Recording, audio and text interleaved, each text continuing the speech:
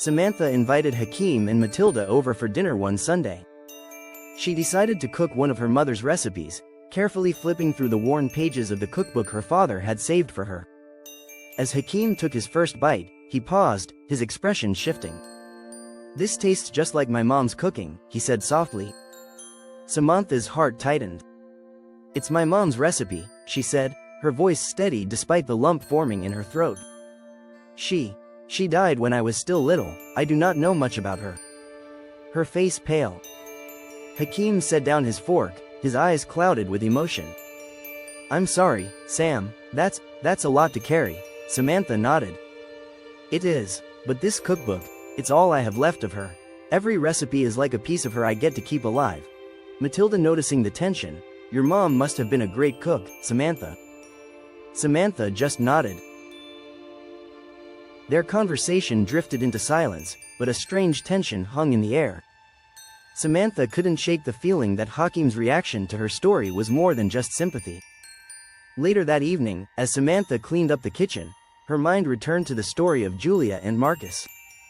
She thought about the impact of broken families, about how the absence of a parent, or both, left children searching for pieces of themselves.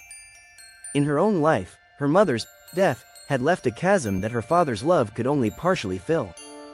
And as much as she appreciated the friends she'd made at university, there were moments when she felt untethered, floating between the past and the present. She glanced over at Hakeem, who was leaning against the counter, lost in thought. Though she couldn't quite explain it, she felt a connection to him that went beyond their growing friendship.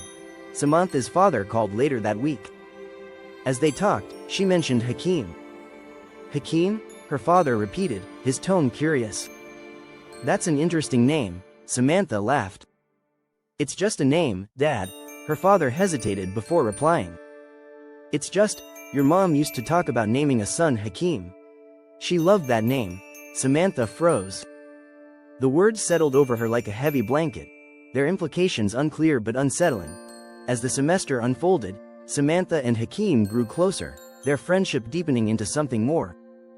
Yet, beneath their connection lay an undercurrent of tension neither could name. The shared silences, the fleeting moments of familiarity, they hinted at something bigger, a truth waiting to surface. For now, the pieces of their past remained scattered.